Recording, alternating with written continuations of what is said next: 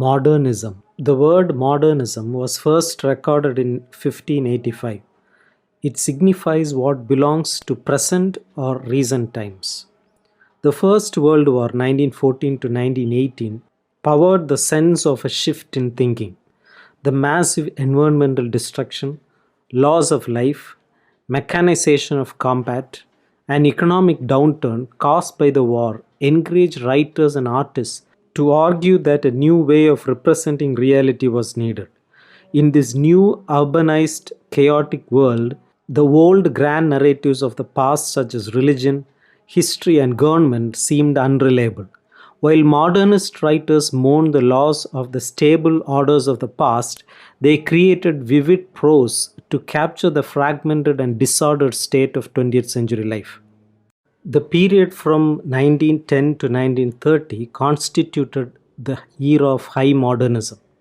The writers in this period combined specific ideas about society and art with a range of aesthetic practices, which is referred to as avant-garde. High modernism is associated with intense formal experimentation in literature. Modernism was expressed through both prose and poetry, and in both cases it promised the advent of a new mode of expression. In poetry, modernism took on the free verse libre, already developing in poetry from the end of the 19th century. Poets like Hopkins, with his sprung rhythm, moved away from traditional rhyme and meter. Although free verse abandons many of the rules of poetry, especially rhyme, it often keeps some adherence to the idea of the poetic line and the importance of rhythm.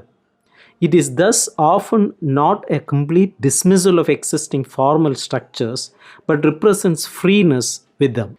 Imagism owes much to symbolism. It strives for a concrete image to represent a given thought. Its aim is clarity in expression. It focused on capturing thoughts in a single image. Vorticism is an artistic movement established in London in 1913. It is directed towards capturing the chaotic nature of modern life. Vortices aimed to create art that reflected the complex, swirling experience of modern urban life. The important modernist prose writers include James Joyce, Virginia Woolf, Catherine Mansfield, and Dorothy Richardson.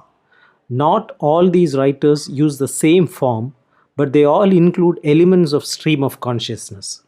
In stream of consciousness, the interior thoughts of characters are presented without interruption. Stream of consciousness is a narrative form in which the prose follows mental associations made by the character. These ideas can at first glance seem unrelated, but further examination reveals a string of associations that hold together the ideas. There are two types of stream of consciousness narrative. First is the free direct discourse called interior monologue, and the second is free indirect discourse. In free direct discourse, we receive the thoughts of a character unmediated by any kind of framing. This is a first person voice. It is different from a realist first person voice in that we are given the voices of the characters without any kind of filtering. Sentences can be disjoint, ideas do not necessarily follow one from another in the way we might expect. This is the writing we often think of when we think of modernism. It is difficult to read because we have to work hard to uncover the meaning. The most famous example of free indirect discourse is the conclusion to James Joyce's Ulysses, in which the character Molly Bloom gives an unmediated monologue. It is framed by a third-person narrator who tells us who is speaking. One of the difficulties of free indirect discourse is that it is not always clear when we are getting the unmediated thoughts of the character. In drama, modernism was in fact at its height in the 1950s with the work in particular of the playwright Samuel Beckett.